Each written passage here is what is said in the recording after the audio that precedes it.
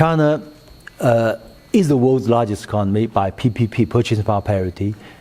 If not by US dollar exchange rate, it will become world's largest economy within 5 years. By that time, China's middle class will be twice of the US population. So today it's 400 million, so US population is 300 million. So in 5 to 6 years, I said in 10 years, should be less than that. It will be 600 million at least middle class. And medical insurance and pension for all. China has achieved that. Many outsiders fail to notice that China is already a country with pension, with medical insurance for all. And China also has the largest home ownership. Yeah, in the cities, 85% people have properties. In the countryside, it's 100%.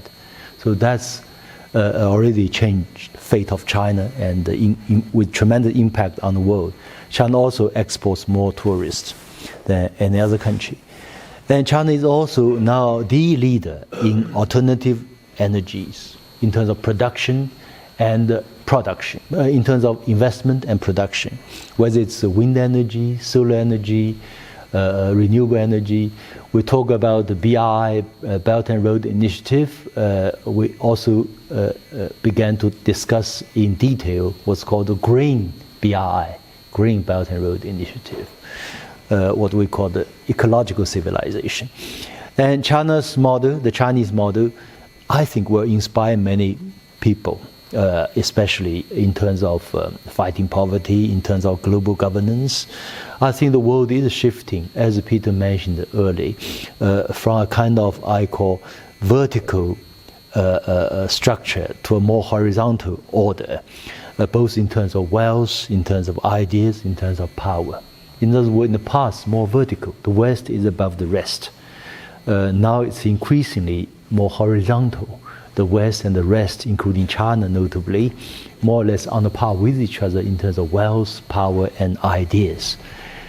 Now here is my question. Is the China model an alternative to the Western model?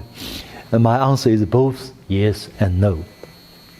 Let me start with no. So that will hopefully relieve the concern of many people in the West.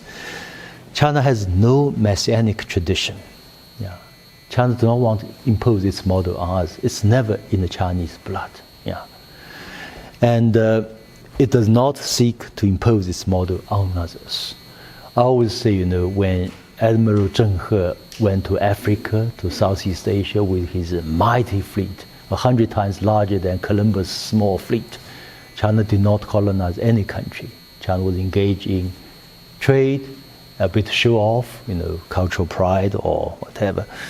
And China has a high degree of political independence that few other countries can match, because China is, today, modern China is a product of armed struggle. And this CPC armed struggle is indigenous force. Yeah. 22 years of fierce armed struggle.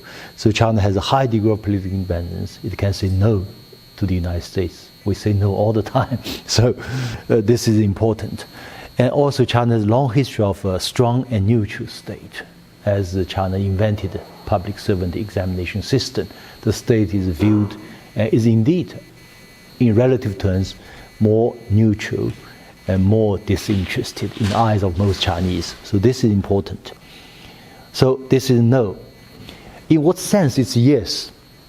The essence of the China model is a country should endeavor to find its own ways and means for development, for modernization, for prosperity, in the light of its own national conditions. This is crucial, yeah. We call seeking truth from facts. Don't copy any other models. Try to find something adapted to your own model, your own situations. But many of Chinese ideas and practices may inspire other countries. If you look at the BRI initiative, for instance, this idea of planning is not very popular in the BRI. Many countries or even cities invite Chinese think tanks to draft plans for them, for particular industry, for particular city, etc. And all the idea of zone is also very popular. China set up already over 70 industrial and technological zones in BRI initiative, which is working very well. In the zones you have The idea is being experimental. You can try out new things within zones and then spread them if it's working. And in the end, I think a China model may usher in a paradigm shift from what's called the democracy versus autocracy, as described so much in the Western media, Western political discourse, to a model of good governance versus bad governance. It's about governance. That's important. And this, the hapless former president of Afghanistan, he said, if given a choice, he would choose Chinese model, although it's very difficult. And finally, a famous line from a famous person from Cambridge, Bertrand Russell. And he was in China in the year 1920. That just after the First World War, he felt very sad about the madness of the Western powers. So he came to China. He found that in the Chinese culture, there are elements which are so good for the world, especially this passion for peace. But at that time, the Chinese intellectuals were lack of self-confidence because China was beaten again and again by European powers. So Bertrand Russell counseled his Chinese counterparts. He said, eventually, one day, you will have enough defense capability. By that time, your peace, culture for peace, will be a tremendous asset for the whole mankind. I think this is China today. So my question here is, the Chinese government continually reviews corporate debt, credit risks, and fluctuating property market, as well as the global shifts to target growth around the 6.5% economic growth, as you mentioned just now. So what are its priorities and what are potential risk factors? Yeah, here comes an important part of China model. Yeah. And I remember, Peter, in your introduction, mentioned the financial crisis, 2008. Before they have a 1997 financial crisis in Asia. China is the only large economy which has not experienced any financial crisis. Why so? Because of the China model. And my analysis of a typical society or a state is not division of power in the American sense, but the balance between three powers. I call this social power, especially media, political power, government and political parties, and the power of capital. Yeah. This balance, if it's in the interest of most people, that's a good balance. If this balance is in the interest of a few people, minority, it's a bad balance. That's the problem with the United States and with Hong Kong. Yeah. You have more, I'll give you an example. iPhone produced in China. From our calculation, at least 90% of profits go to American companies, other intermediary companies from other countries other than China. Yeah. China or Chinese workers have gained only less than 10% of profits. But this 90% of profits, say, go to United States or European companies, these profits fail to go to the general public through whatever you call institutional arrangement or taxation. As a result, you have 1% versus 99%. Yeah. Most people, 70% at least in the United States, did not see their income rise over the past 30 years. But in the case of China, we are a socialist country, and most people have benefited. Even with 10%, they are distributed more fairly than the United States. I want to answer your question this way, because if you allow the market to completely play its own role as a new liberal economics advocate, then the gap between rich and poor will become a huge crisis for China. So government, from time to time, if in the United States, the capital power is more powerful than social power and political power. In the case of China, political power is above social power and the capital power. Yeah. Under condition, it's also subject to, I would say, influence of capital power and social power. It's interactions, but on the whole, political power is more powerful than other powers. But what's important is whether this power represents the overall interest of most people. So far it is. So the Western media fails to tell the people, if you talk about CCP, Chinese Communist Party, it's overwhelmingly positive force in the minds of Chinese. But they try to portray it as dictatorship, as whatever. So we have sympathy for the Western media, as it did not convey accurately the image of CCP or China as a whole. So sometimes these interventions, I agree, may not appropriate.